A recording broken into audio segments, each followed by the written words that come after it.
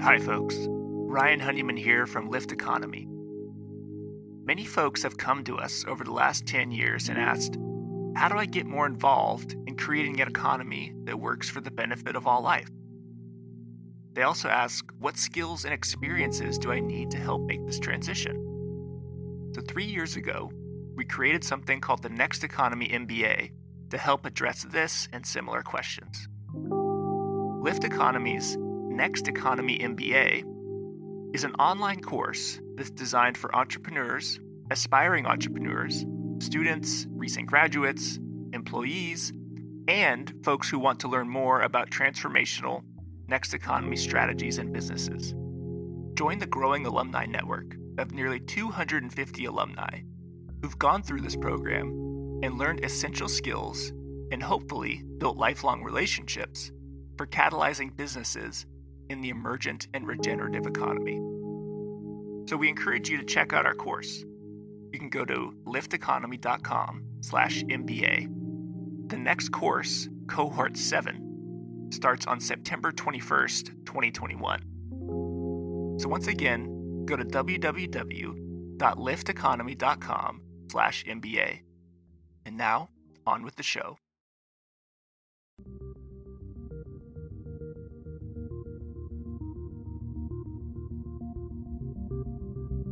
Welcome to Next Economy Now.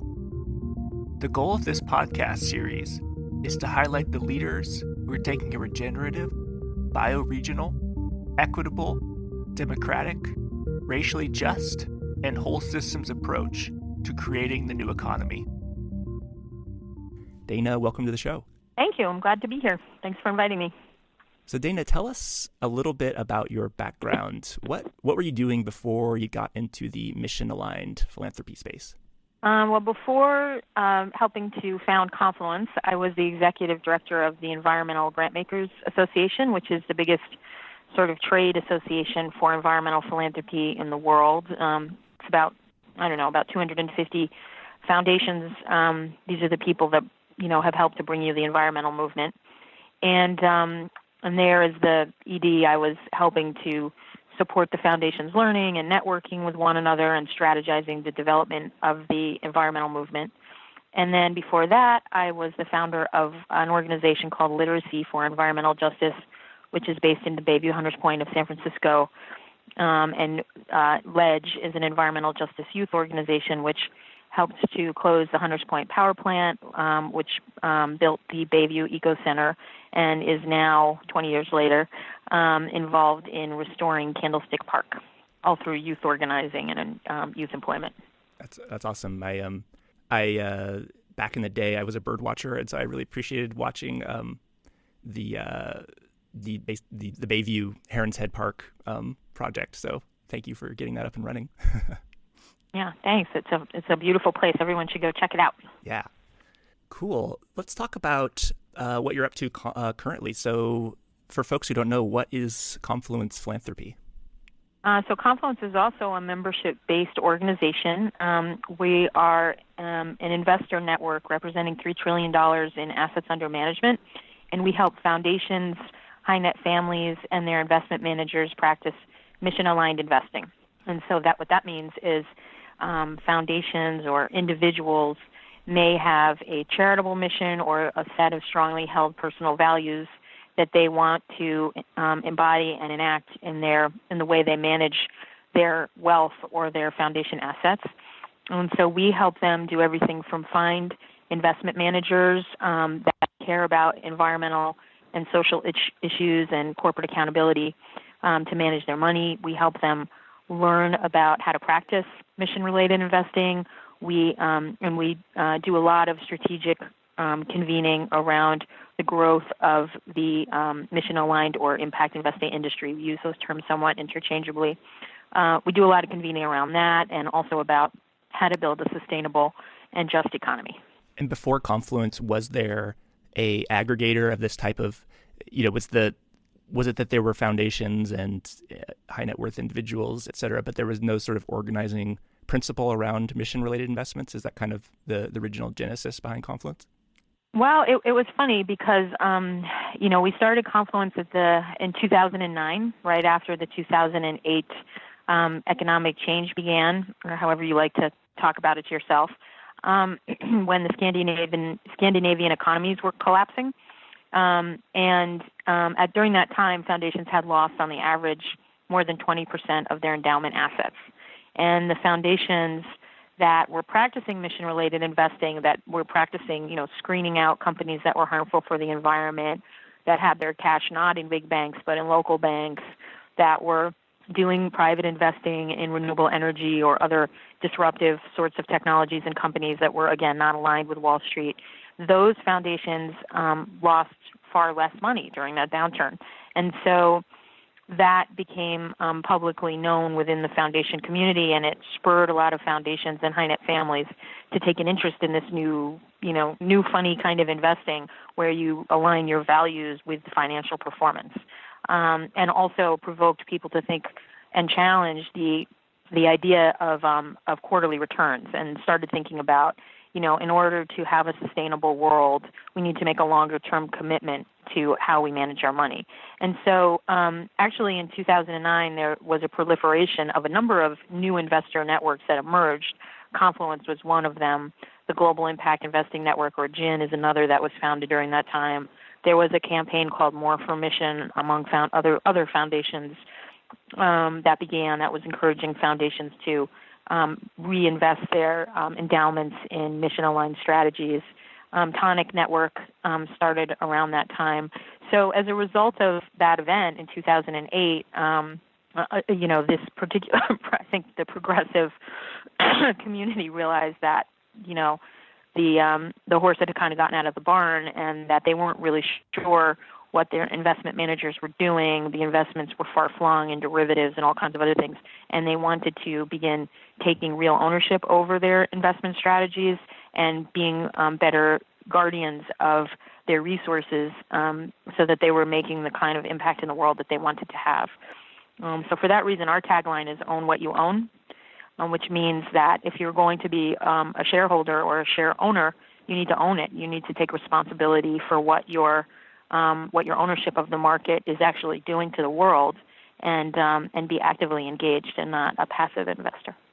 Yeah, one of our mutual friends, Kate Poole, said recently on an interview that one of the challenges she faces are the folks, high net worth young folks who inherit money, is usually you inherit money, but you inherit a financial advisor, which is one of the challenges she finds to actually deploying that capital to mission or regenerative focused endeavors. Is that, like, if you were to say to you, if you were to sum up some of your members' top 2 to 3 challenges, like the reasons why they haven't already moved their money to like mission related investments, is it like the financial advisors, or where do you see the pain points that are really stopping people from being able to move more of their capital towards that mission you spoke about? Yeah, there's a host of reasons. I mean, that's where we spend a lot of our energy with our members, because we have a lot of family foundations in our membership. It's an assortment of things. I mean, sure, yeah, definitely inheritors inherit dad's financial advisor, and it might be dad's good friend that he goes golfing with every weekend or however often, or skiing with, or whatever they do together. And so it can be really hard to dismiss that individual if he is not in alignment with the values of the offspring of the younger generation. So that's definitely one issue. That also happens between couples. So we often see maybe a husband has made a lot of money in an industry, or maybe he's an inheritor, and then he gets married, and then the wife, the partner, doesn't have a lot of say in, or even may not even know much about how the wealth is managed, and may not have any say about how it's managed. So that's a different issue we see. But ultimately, I mean, those are social issues, and with kind of love and support and moral support, people overcome those, I think, in the time that's right for the family. What I think the bigger barrier is just the entire structure of finance and investing as it currently stands. And, impact investing and investing with environmental and social values is challenging to a purely capitalistic mindset, because you do have to consider the impacts of the money. So right now, the way the economy is structured is, everything is about financial performance or financial return. And, a good investor, quote unquote, is somebody that gets the highest return at any cost. And what impact investing does is it challenges that, and it says, there are some costs that are too high. If we're running pipelines through sacred areas of Native American communities, or running pipelines through, Native American communities that don't want a pipeline, well, that's a problem. If we are, misinvesting the funds of our clients, as we saw at Wells Fargo recently, doing scandalous things with people's deposits, that's not okay. The laundry list is long of the egregious things that we have seen banks do in the past, decade, and that we're seeing companies do to the environment and to communities. And so impact investing challenges the notion that everything's okay as long as you're making a lot of money. And so for people that have benefited from a system where they've been made to behave in a way where everything is okay as long as they keep making them a lot of money, it's challenging. And so the real problem is that the investment industry does not necessarily reward investment managers who are asking the tough questions like the ones I'm laying out right now. And there aren't enough. It's a growing community, but there aren't enough clients pushing for this kind of management style. So what we're really trying to do at Confluence is be one group of many that is building a movement where we're trying to push the finance and investment industry to understand that this has got to change. We're going to kill ourselves like this. And so we really try to empower our members and people in our community to be advocates, to go into Goldman Sachs and demand, more sustainable investment products to put their money in, and other places, or to take money out of places like that and invest in smaller emerging boutique firms that will do everything with this kind of consciousness. So it can be very hard for families because, people have different ideas about money, and they have different values, and they have different experiences. And so there can be a lot of disagreement. And when that happens, it takes time to work through it so that everybody can feel comfortable. And specifically around family issues, it takes compromise. Ultimately, everybody's got to compromise and find a common ground. But if it's an individual managing their own wealth or a foundation that's made a commitment to impact investing, then the next obstacle they find is normally that their investment industry isn't necessarily equipped to deliver the kinds of services that they're seeking. Right. So it's both financial, sort of practical, sounds like emotional. They're sort of like, maybe if you've had a family foundation for 10 generations, it's hard to maybe move some of that. There's a certain momentum behind the capital around certain types of investments, or also just it sounds like the actual financial system and the players in that is geared towards maximizing profits. Does that sound about right? Yeah, that's exactly right. And you'll hear a lot of people who are active impact investors saying that they're always wringing their hands. There's not enough deal flow.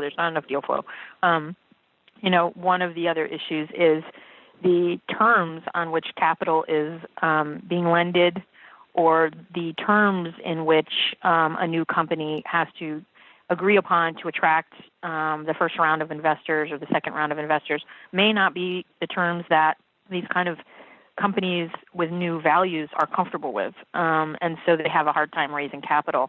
And then that, in effect, creates this perception that there's a problem with deal flow, because there's not a problem with deal flow. There's plenty of companies, great, beautiful ideas, and people that want to change the world through providing us better products and better services. That's not the problem. The problem is that the terms on which we're trying to do this financial exchange are not in alignment with the values of this emerging economy. And so a lot of our members spend a lot of time working on that, and it's really incredible to see the kind of things that they're doing, because they're really challenging conventional models of private equity or conventional models of bank lending. They're writing innovative term sheets. They're lending capital or investing in different ways that would be completely flies in the face of what a typical Wall Street executive would consider, quote unquote, good investing. But we're seeing that in a lot of cases, these sorts of relationships really bear fruit, and that, the research is very, very solid on the fact that companies that are maintained, with sustainability in particular in mind outperform those that aren't. So, eventually, the conventional finance and investing world needs to catch up with, just the facts of the matter. Yeah, one of the another thing that stood out to me that Kate Poole said is, I think on the interview I did with her earlier a few months ago, was she said, if you leave $1 outside, it doesn't just start accruing a certain percent of interest. Like if you leave it on your doorstep, she's like, most, because I think there's been a little bit of a debate even in the impact investing community about it seems like many folks are saying, I want to make impact investing, I want market rate returns with impact. And I think what Kate has been saying is, which is interesting to me, is in the Lyft team, is that, yeah, but that, say, 30% return on investment or 15% is still being extracted from a community. It's like money doesn't just accrue wealth inherently. Like if you leave it outside, it has to come from somewhere. And so she's been a big advocate of 0% returns and negative ROI. But I'm wondering, is that realistic, at least with the folks in your community? What's sort of the expectation of return, and are folks open to concessionary or lower rates of return? Yeah, that's a creative tension in the community, and I don't think that there's any right way to be an impact investor. And I think we have to be really careful about not thinking that we're taking the moral high ground over another kind of investor, because people have different needs from their capital. So, for example, if you're an inheritor, it's easy for you to say, I'm going to take a 0% return on my money, because you're comfortable. You don't have to worry about inflation. You don't have to, maybe you don't need a mortgage. You know what I mean? Maybe you don't need to work, so you can say, I'm going to take a negative return on my money. I'm going to give away my, spend down my wealth, because you have enough that you don't really need to worry about it. But me, myself, I'm not an inheritor, so I can't invest in things that I'm going to get a negative return on. Otherwise I'm going to be living in a box in my old age. I have to plan for my retirement, and there is this thing called inflation. So that's the reality of how finance, the economy works, and that's not going to change. We can change all the investment product and the rules of investing in the world, but the economy is the economy. You can have a different conversation, which maybe is too grandiose to get in today, about growth and economic growth, and there's a whole movement around no growth. But that's different than this question of return. I mean, that's more looking at internalizing versus externalizing costs, right? For the impact investing movement, by and large, there is a strong desire to prove that you can get market rate or comparable market rate returns for doing social and environmental themed investing. Because if we want this to be mainstream, we have to prove that that's the case. We have to prove that by caring about the environment and caring about communities, you are not going to spend down your retirement, your retirement fund, or you're not going to spend down your company, or you're not going to spend down your foundation, because most people are not interested in doing that. And for the reasons I just explained, most people, that's a luxury that most people do not have.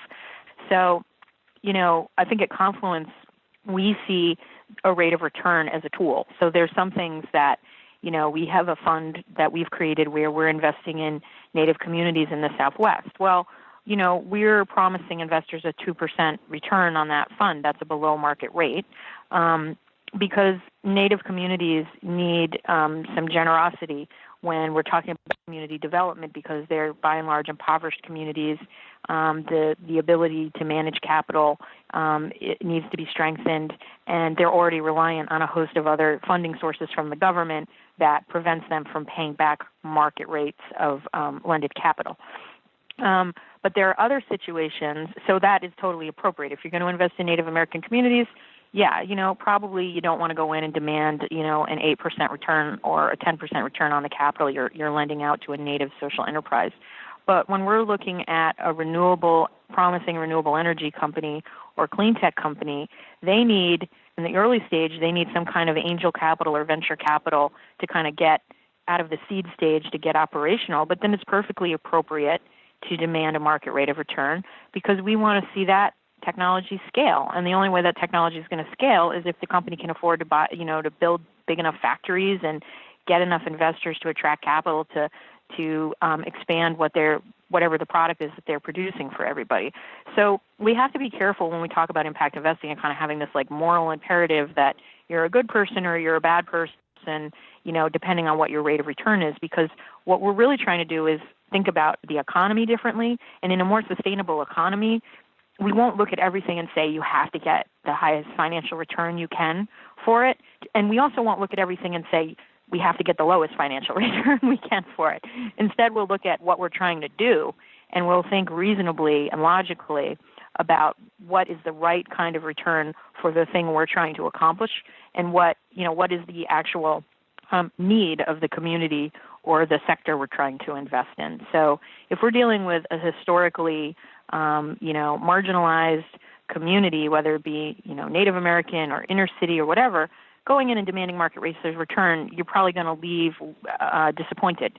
But if you go in wanting to invest at a lower rate and stay the course and build things up in that area and help them become more viable, maybe someday it may be more market rate, maybe it won't, and that's okay. And you go into knowing that. But right now, the way finance and investing is currently practiced, money never gets to those places because the communities can't meet the terms of conventional lending, and nobody's willing to be flexible with the community.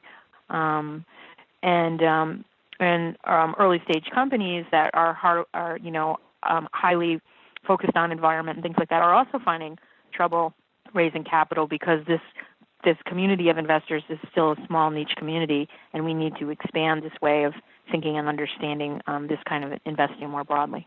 Can you speak to a little bit about it seems in the last few years there's been a trend for foundations, at least, to be more focused on, or at least some foundations to focus on mission-related investing as opposed to grants or PRI. Could you speak to folks who may be listening to kind of what is a mission-related investment as opposed to the other two, and like why a foundation or other organization would want to make those types of investments? Yeah, sure. Well, traditionally, when we started Confluence, foundations made grants, and it wasn't,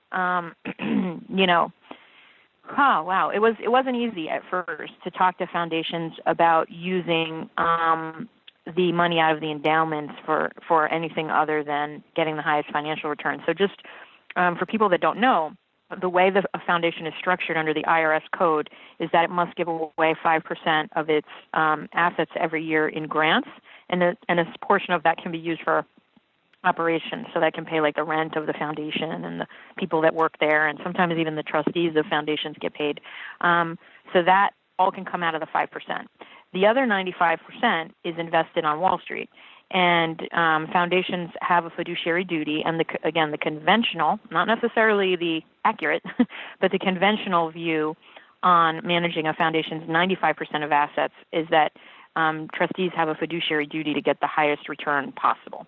And that's really problematic, extremely problematic for foundations more than any other kind of institutional investor, because foundations have a charitable mission to do something. So if you take a foundation that, their mission is to protect the environment or to stop climate change, and then they have to get the highest financial return that they can out of the way 95% of the assets of the foundation are managed, they're probably going to invest in the energy sector, which is one of the, highest financially performing sectors, and they're probably going to invest in fossil fuel companies that are creating climate change or hurting the environment. So there's a real hypocrisy in that. And so mission-related investing is about aligning the mission of the foundation with the way the 95% of the assets, of the endowed assets, are managed. And that can take the form of how publicly held, what publicly held companies the foundation owns, what kinds of private investments the foundation makes, where the cash is held, all of that sort of stuff. Program-related investing is a unique investment vehicle available only to philanthropies, where they can take money out of that 5%, and of the money they have to give away, are supposed to give away for charitable purposes, and they can lend that money out it has to be for a below market rate of return. So they have to prove that they're making this investment primarily for charitable purposes or mission-aligned purposes. So a lot of times, most commonly you've seen, in the history of PRIs, it's been like a lot of land acquisition grants to create parks. There were affordable housing PRIs to help kickstart the affordable housing movement. And they can make PRIs, to help a promising local social enterprise write a business plan and get a business started. It's for that sort of thing. And then a grant is a grant. So a grant, from the perspective of an impact investor, somebody that really understands impact investing, a grant is the highest risk investment you can make because you will lose all of your money every time. Once you make a grant, you're never getting the money back. You've given the money away and you're never going to see it again. So, and you have no control really after the check is written and you send it to a nonprofit. They sign a contract saying what they're going to do with the money, but there's no recourse really to get the money back if they don't do what they said they were going to do with it. Your option is just to never give the money again, but you don't get the money back. So a grant is for, the traditional things grants are used for, which are pretty much many things. But what we're trying to do, I think, in the impact investing movement and definitely at Confluence is challenge foundations and grant check writers, donors, to think about, what change am I trying to make in the world and what's the best tool to make that change? So, is it a grant? Is it a program-related investment? Or is it an investment in a company that can disrupt this problem that I'm committed to ending, or the way I'm managing the companies in my portfolio to foster greater corporate accountability so that these companies stop creating these sorts of problems. So that's how we think about the way philanthropy should be structured. To be a great philanthropist, you should be using as many of these tools as you can and being very intentional and thoughtful about how you're using each one and why you're using it to address a certain problem. Thank you. That's actually the mission-related investing, I think, is the most exciting, at least from my perspective, because I think there's a few foundations, and maybe you probably know much more, but like Heron Foundation and maybe Lydia B. Stokes and Surdna. Are there other foundations that are sort of trying to break down that firewall between investing all their money in Wall Street and sort of making investments that actually align with the intents of the 5% of the foundation's money? Yeah, there's a lot. I mean, I think one of the things that surprised me the most in the past 7 years I've been doing this is the number of I would never have predicted that foundations would start actually hiring impact investing staff. So Surdna is a Confluence member. They now have an impact investing director, and Heron was one of the first to do that. Ford Foundation has created that position. MacArthur Foundation has created that position. ClimateWorks is creating that position. It's becoming fairly common, and at each foundation, the job responsibilities are different based on the sorts of things that the foundation wants to do. But I think it's really exciting that they're absolutely institutionalizing the practice of impact investing. And what that shows us is that this isn't like a fad, that's going to go away. This is that philanthropy has already changed, and we'll just see more and more foundations doing impact investing. It doesn't mean that they'll all hire staff. I mean, those are all fairly sizable foundations, and they can sort of afford to do that. What we'll see with smaller foundations or donor advised funds or just private families that write checks to the charities they care about, what we'll see is that and what we do see quite a bit, is that they're actually just moving to what I'll call better investment advisors. So, they're finding a way to dismiss, dad's golfing buddy and to find somebody who actually is a little bit more modern in their approaches to this and definitely more caring and probably a better listener and really wants to work with someone to think about how to enact their values in the way that their wealth or their foundation's money is managed. I got to give a shout out to my friends at Veris Wealth Partners. If there's any foundations who want like advice. Great, yeah.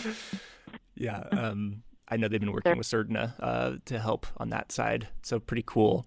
What about this idea of, I'm pretty involved in the B Corp movement, and a lot of folks I know use the B Impact assessment to measure impact. But I'm not actually sure how many foundations or impact investors or high net worth folks that you work with use it?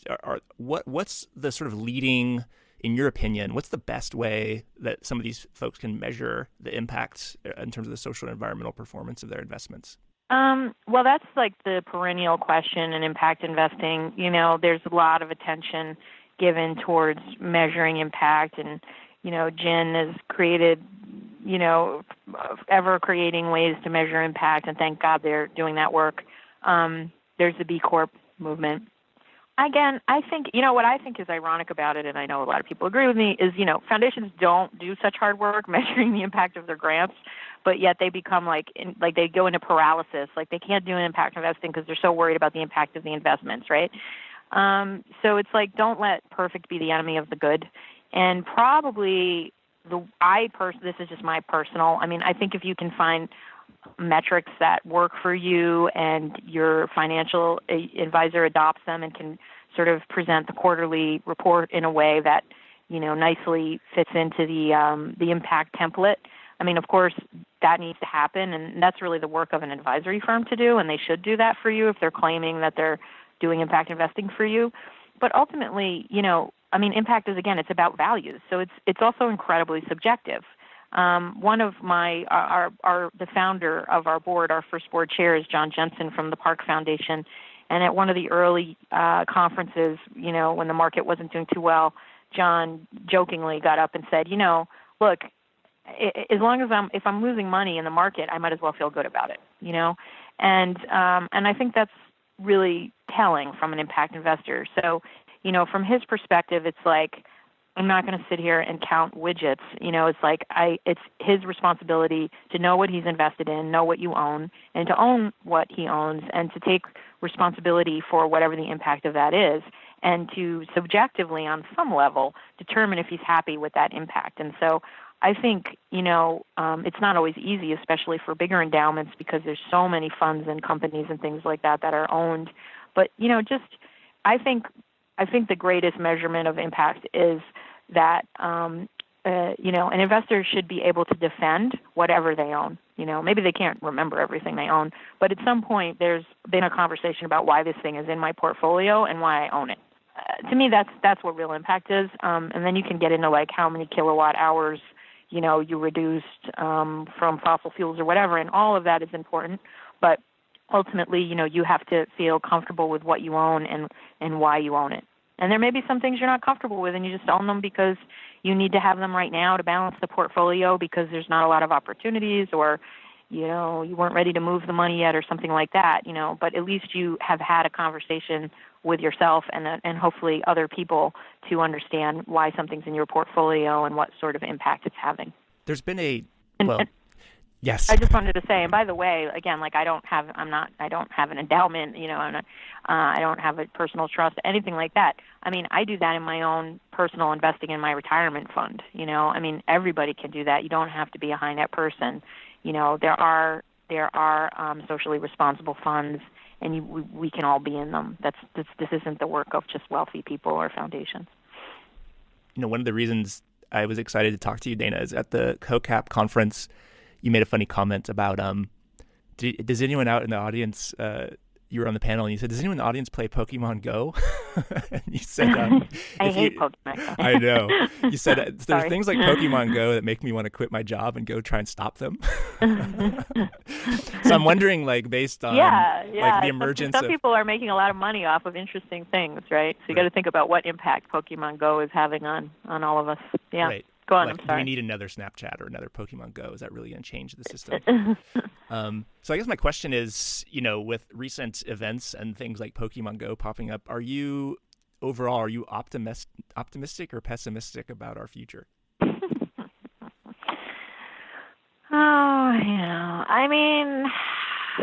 I can point to a long list of things that Donald Trump has done that I'm grateful for. He or whatever he is, whoever's behind him, has really woken us up, and I think ultimately within philanthropy, within the progressive community, we spend a lot of times, patting ourselves on the back for being the good people, the good people who give our extra money away, the good people who work tirelessly in nonprofits. at lower salaries than we could earn elsewhere, the good people that recycle. But ultimately, a lot of people turned out to vote for this character or what he represents that feel left out and left behind. And there's been, a lot of really great journalism around this, so I'm not going to repeat that. But I'm just saying, I think that as hard as this moment is, it's good to really get real with who we are as a country. The fact that new political leaders in this country met with the neo-Nazi party apparently was this week. I mean, that's deeply troubling to me. But on another level, it says something about how much work we have to do, and now progressives can't argue anymore about how much the Black Lives Matter movement matters or doesn't matter. It's so incredibly important that we protect these sorts of movements and that we don't try to deny the fact that there are elements of our practice and of ourselves that haven't fought hard enough or cared enough, and now we're all going to become fighters. That's just it, So I'm grateful for that because, we kind of needed a kick in the ass, and now we got it. So that's a good thing. Ultimately, I really believe that what just happened in this country is the dying scream of capitalism. I am not going to say that some form of capitalism isn't going to be the future economy, but this one where we just rape and pillage everything cannot go on because we simply will not live as a species to the end of the century. So this will pass. We don't know how it's going to happen, but we will, at the end of this administration, however long it lasts, we will be ready for what's next. We will be ready for a new economy. We will have a better, deeper understanding of what that looks like. We will understand that it has to include everybody, and we will have a shitload of work to do rebuilding our environment and caring for our environment, and which desperately needs our love and attention, and really so much of our love and attention already. It's going to need even more when this administration leaves. And I think that there's going to be a lot more people than there are now who just are painfully aware of that and are ready to get involved. So I'm really excited about rebuilding our country. And if we have to tear it to the ground before we do that, well, that's not the way I wanted to do it, but that's the way apparently we've decided we are. And, and I personally feel really blessed to be somehow somebody who found my way into the social change movement and, is able and ready to do that work. And I know a lot of other people feel that way too. So I think ultimately I have hope. It's not the easy way forward, but we have no other way. We have nowhere to go now but up. So that's good. So that's how I talk to myself about it. No, that's reaffirming. It's funny. Everyone I talk to in the social impact or impact investing or social environmental movement is sort of grateful for the wake up call. And then other of my family who's more just in traditional jobs are all like, oh, we're going to hell. We're all fucked. So maybe we're just sort of constantly optimistic in this social impact space. Has the conversation at all started in Confluence Philanthropy about how do we move the capital off the coasts and into the center of the country more? So it's not just we're so liberal in California and Boston, or we're doing so well, but there's sort of the whole Appalachia region is struggling in addition to other parts of the United States. I thought you were asking that question because of sea level rise, which may be a more pressing question because we definitely got to get the capital off the coast and at least 50 miles off the coast. We are beginning to have that conversation. I mean, we are having our annual conference in the middle of March in New Orleans. The theme, ironically, is love and resilience. We chose that theme long before this happened, and we are looking at values as a big part of that discussion. And the Just Transition movement, which a handful of Confluence members have, launched, is probably going to become more valued by the larger community, I think, as we move forward through this era. So yeah, that's all part of the conversation. I think, I don't know what that looks like for impact investing. I mean, investing in rural communities has been kind of an outlier of interest in the impact investing world. But we'll see how things shift. What I think is going to happen, what I think needs to happen during this time, is we'll see a real transition to place-based or regional investing. Unfortunately, we'll probably also see a lot more investing outside the United States. But the place-based strategies, both because of climate resilience and because of now the the atmosphere in which investing will be done, will probably become more localized. And so that's a good thing because we need to strengthen the place-based economies, and we need to build local leadership to be able to be prepared for climate change. So, maybe there's a higher reason to everything, and certainly this change in the political climate will probably, to our surprise, although a lot of our climate laws are under threat, it's going to drive a lot of the capital, the activism, and the leadership to the local level, and that's where it's really needed to withstand climate change. So that's an optimistic outlook on that. Are there leaders or folks in impact investing or Confluence community that you look to as like this person or this group is really walking the walk in like a standout way? Like who are like the folks that you really look to like to point as like thought leaders in the sort of transition that we need to a next economy?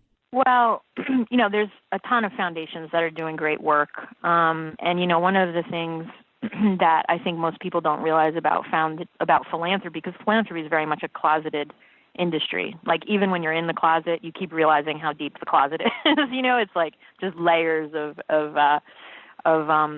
privacy and things like that. And foundations are very humble because they don't want to take credit for social movements. They very much see themselves in the role of supporting social movements, not being the movement or taking credit for it, which is what makes impact investing different and frankly a little bit refreshing for philanthropy because it kind of gives those of us in philanthropy the chance to have our own movement finally.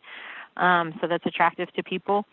But so foundations are doing their great work. I mean, these are the people who have strategized so much change.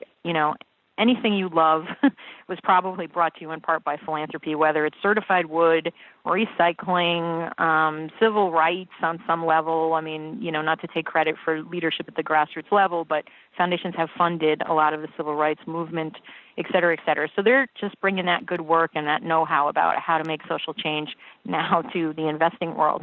And they're, as proof of the fossil fuel divestment movement's accomplishments, they're doing incredible things.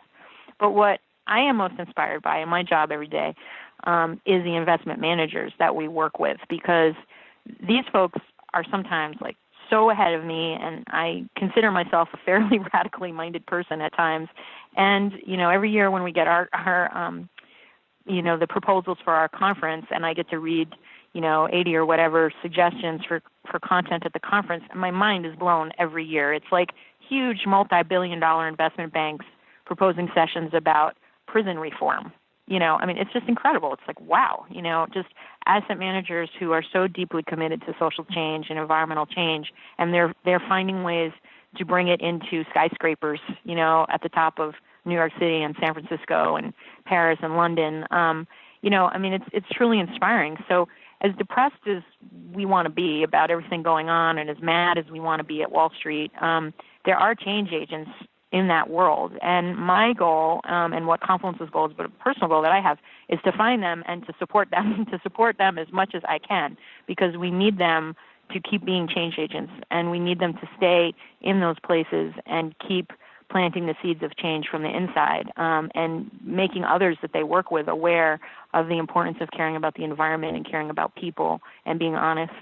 So those are the people that I look to in my job and that I learn the most from is getting on the phone with them and learning so much from them and like just totally being inspired by the passion and the energy that they bring to this work, and often in environments where they don't have enough support on a daily basis. Yeah, one of my last few questions here was, what do you need right now? Are there anything the listeners can do to help you grow this sort of movement for the sort of better economy? Well, I wish I could invite everybody to our conference and to join our organization and all of that, because I absolutely want to see these ideals spread, to everybody that has any amount of money to invest. But our mission is narrowly focused on moving philanthropy and high net families, and we believe that to do our job well, we should stay focused on this small community that we're good at working with. But I think, we do need everybody to push, especially now more than ever. And so, for a long time, MetLife managed our retirement plan here at Confluence, and I made it a point to call up and give them a hard time like every other month about why they don't have they have like 2 socially responsible investment funds on their platform. We eventually moved, but you've got to challenge your investment managers, whether you're a high net person or not. So you can totally do that. You can totally move your cash to a smaller local bank, or at least open a CD and support local investing that way. You can learn about how to invest in local businesses, and you can absolutely make a commitment to divest from fossil fuels, because there are mutual funds and ETFs, plenty of investment product now, so that you don't have to be invested in the fossil fuel industry. And since this whole thing that just happened in our government was led by the fossil fuel industry, or at least they were a conspirator in the situation, let's definitely take that industry to the ground. And the only way we're going to do that is by everybody divesting from fossil fuels and being really loud and proud about it, and not being intimidated by them throwing their weight around. So I guess, what we need at Confluence is, we're a group that's, representing a very small subset of society. They might have a lot of influence, but they can't do it alone.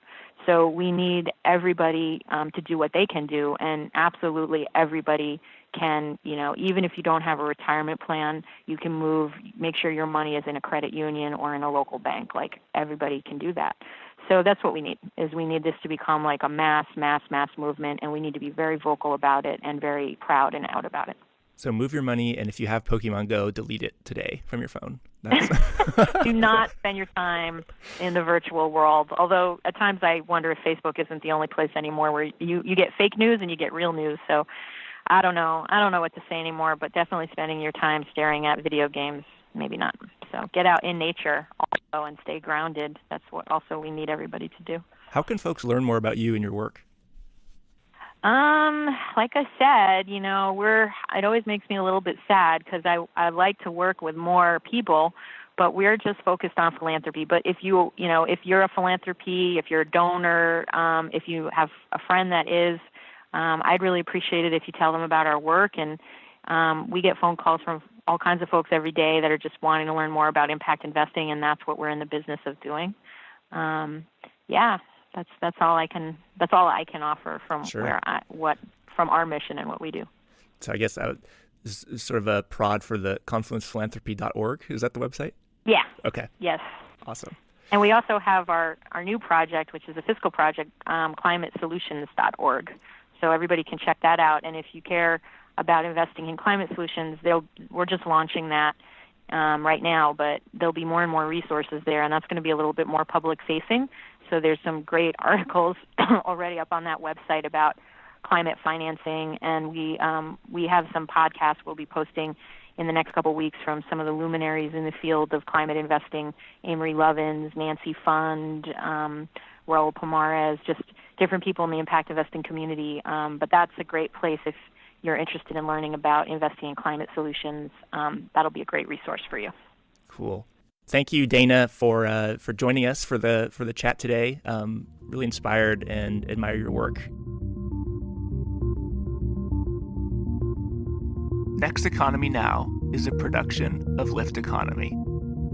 To listen to all of our episodes, go to lifteconomy.com/podcast. That's LIFT economy.com/podcast.